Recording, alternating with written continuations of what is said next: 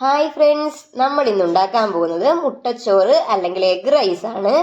അതിനായിട്ട് നമ്മളിപ്പോൾ എന്തൊക്കെ എടുത്തിട്ടുണ്ടെന്ന് വെച്ച് കഴിഞ്ഞാൽ 2 സവാള ചെറുതായിട്ട് നുറുക്കി വെച്ചിട്ടുണ്ട്. അതുപോലെ തന്നെ 1 ടേബിൾ സ്പൂൺ ഇഞ്ചി, 1 ടേബിൾ സ്പൂൺ വെളുത്തുള്ളി രണ്ടും ചെറുതായിട്ട് അരിഞ്ഞു വെച്ചിട്ടുണ്ട്. 2 പച്ചമുളകും ചെറുതായിട്ട് അരിഞ്ഞു വെച്ചിട്ടുണ്ട്. നിങ്ങളുടെ കയ്യിൽ ക്യാരറ്റ്, ബീൻസ്, കോളിഫ്ലവർ, ക്യാപ്സിക്കം ഒക്കെ ഉണ്ടെങ്കിൽ അതെല്ലാം നമുക്ക് ഇതിൻ്റെ കൂടെ ഈ റൈസിൻ്റെ കൂടെ ചേർത്ത് കൊടുക്കാം. ഇപ്പം നമ്മുടെ കയ്യിൽ അതൊന്നും ഇല്ലാത്തതുകൊണ്ട് നമ്മൾ കാബേജ് മാത്രമാണ് ഇപ്പോൾ ചേർക്കുന്നത്. അപ്പോൾ കാബേജ് ഇപ്പോൾ 200 ഗ്രാം നമ്മൾ എടുത്തിട്ടുണ്ട്. നിങ്ങൾക്ക് ക്യാരറ്റും ബീൻസും ഒക്കെ ഉണ്ടെങ്കിൽ ഈ കാബേജിൻ്റെ അളവ് അതിനനുസരിച്ചിട്ട് കുറയ്ക്കണം. സാധാരണ കൈമ അരിയിലോ ബസ്മതി റൈസിലോ ജീരക റൈസിലോ ഒക്കെ നമുക്ക് മുട്ടച്ചോറ് ഉണ്ടാക്കാം. നമ്മളിപ്പോൾ റേഷൻ അരിയിലാണ് മുട്ടച്ചോറ് ഉണ്ടാക്കുന്നത്. നമ്മൾ 1.5 ഗ്ലാസ് അരി വേവിച്ചായിരുന്നു. ഇതിപ്പോൾ 5 കപ്പ് വേവിച്ച് കഴിഞ്ഞപ്പം ചോറ് 5 കപ്പ് ചോറുണ്ട്.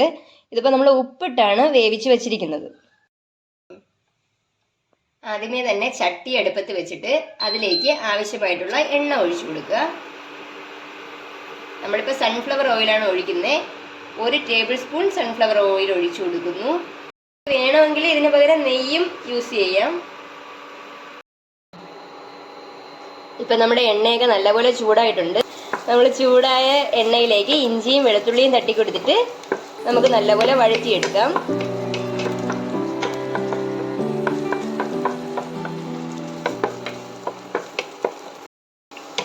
ഇഞ്ചിയും വെളുത്തുള്ളിയും ഒക്കെ ഈ ഒരു പരുവത്തിന് വഴന്ന് കഴിയുമ്പോഴേക്കും നമുക്കിനി സവാള തട്ടിക്കൊടുക്കാം.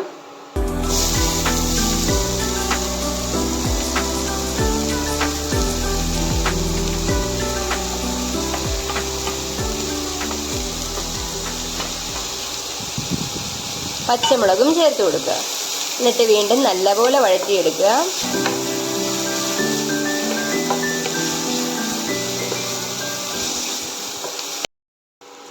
നമ്മുടെ ഉള്ളിയെല്ലാം ഇപ്പം നല്ല ട്രാൻസ്പാരൻ്റ് ആയിട്ടുണ്ട്. ഈ ഒരു സമയം നമുക്ക് നമ്മുടെ കാബേജ് തട്ടിക്കൊടുക്കാം.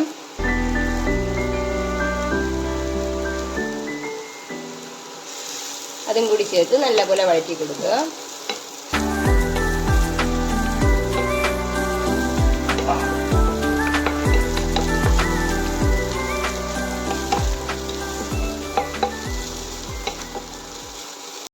നമ്മളിതിലേക്ക് വേവിച്ച ഗ്രീൻ പീസ്, ഉപ്പിട്ട് വേവിച്ച ഗ്രീൻ പീസ് ഒരു 1/4 കപ്പ് കൂടി ഇട്ട് കൊടുക്കുകയാണ്. ഇത് ഓപ്ഷണലാണ്, നിങ്ങൾക്ക് വേണമെങ്കിൽ മാത്രം ചേർത്ത് കൊടുത്താൽ മതി.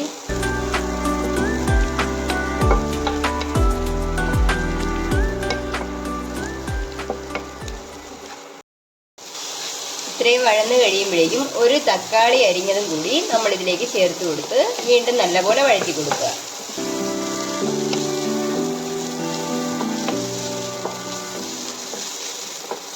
ഈ ഒരു സമയം നമുക്ക് പൊടികൾ ചേർത്ത് കൊടുക്കാം. 1/2 ടീസ്പൂൺ മഞ്ഞൾപ്പൊടി. തീ കുറച്ചിടണേ പൊടി ചേർക്കുമ്പോൾ.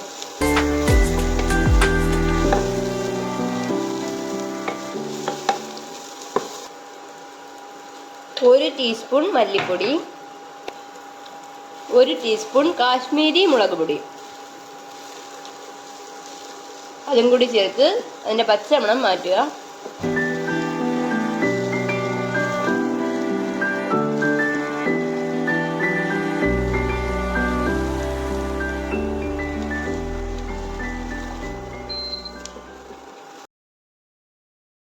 നമുക്ക് ഈ ഒരു സമയം ഇതിനാവശ്യമായിട്ടുള്ള ഉപ്പ് ചേർത്ത് കൊടുക്കാം.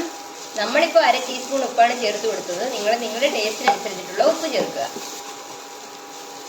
നമ്മൾ ചോറും ഉപ്പിട്ടാണ് വേവിച്ച് വെച്ചിരിക്കുന്നത്.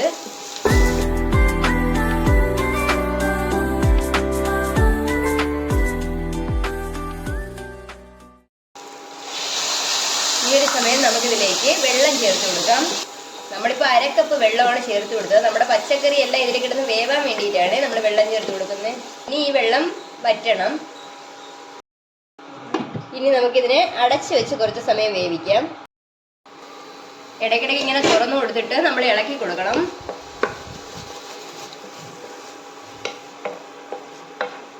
ഈ ഒരു സമയം നമുക്കിതിൽ ഉപ്പ് നോക്കിയിട്ട് വേണമെങ്കിൽ വീണ്ടും ചേർത്ത് കൊടുക്കാം.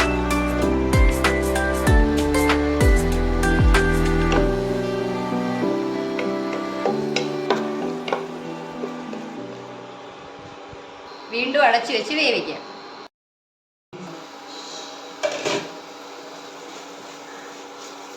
ഇപ്പൊ നമ്മുടെ വെള്ളം എല്ലാം വറ്റിയിട്ടുണ്ട്.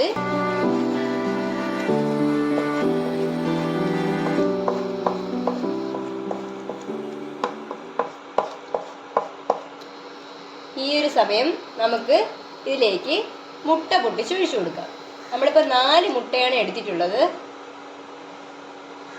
നിങ്ങൾക്ക് വേണമെങ്കിൽ എണ്ണം കൂട്ടി കൊടുക്കാം. ഇപ്പോഴേ ഇതിനെ ഇളക്കി കൊടുക്കണ്ട. ഇതൊന്ന് ചെറുതായിട്ട് കട്ടി പിടിച്ചിട്ട് മാത്രമേ നമ്മൾ ഇളക്കി കൊടുക്കാവൂ.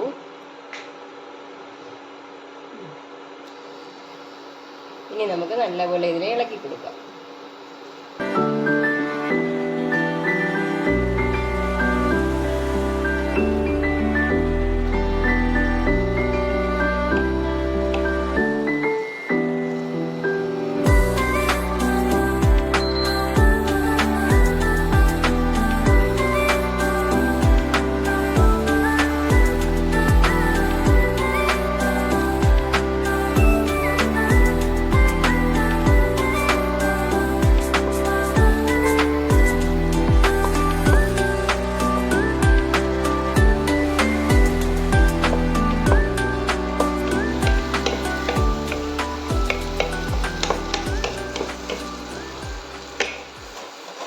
മുട്ട ചെറുതായിട്ടൊന്ന് കട്ടി വന്നപ്പോഴേക്കും നമ്മൾ കൂട്ടുമായിട്ട് അതിനെ മിക്സ് ചെയ്ത് കൊടുക്കുകയാണ്.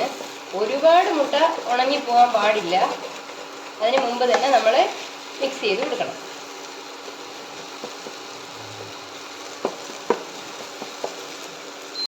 ഇപ്പോഴും ഇതിന് ചെറിയൊരു നനവുണ്ട്. ഈ ഒരു സമയം വേണം നമ്മൾ ചോറ് തട്ടി കൊടുക്കാനായിട്ട്. എങ്കിലേ എല്ലാം കൂടി നല്ലപോലെ മിക്സായി കിട്ടത്തുള്ളൂ.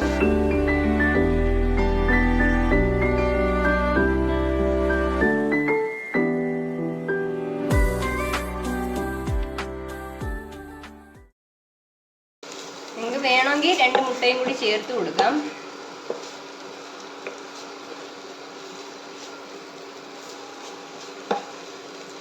ചോറും കൂടി ഇട്ടിട്ട് നല്ലപോലെ മിക്സ് ചെയ്ത് കൊടുക്കുക.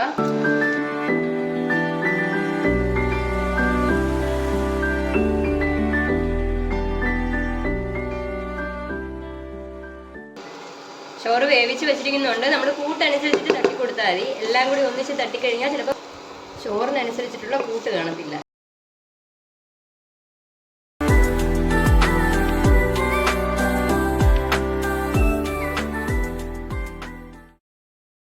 ഈ ഒരു സമയം ഉപ്പ് നോക്കിയിട്ട് വേണമെങ്കിൽ വീണ്ടും ഉപ്പ് ചേർത്ത് കൊടുക്കാം. നമ്മളൊരു 1/4 ടീസ്പൂൺ ഉപ്പ് കൂടി ചേർത്ത് കൊടുക്കുന്നുണ്ട്. നിങ്ങളുടെ ടേസ്റ്റിനനുസരിച്ചിട്ട് മാത്രം ഉപ്പ് ചേർക്കുക. ഈ ഒരു സമയം നമുക്കിതിലേക്ക് കുറച്ച് മല്ലിയിലയും കൂടി ചേർത്ത് കൊടുക്കാം.